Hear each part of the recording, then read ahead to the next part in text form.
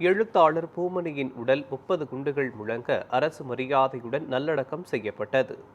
சாகித்ய அகாடமி விருது பெற்ற எழுத்தாளர் பூமணி உடல்நலக் குறைவால் காலமானார். அவருக்கு வயது 79.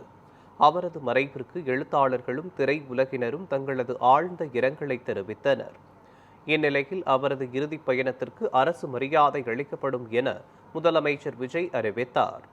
இதைத் தொடர்ந்து பூமணியின் உடல் பொதுமக்கள் அஞ்சலிக்காக வைக்கப்பட்டு பின்னர் அவரது சொந்த ஊரான தூத்துக்குடி மாவட்டம் ஆண்டிப்பட்டிக்கு கொண்டு செல்லப்பட்டது.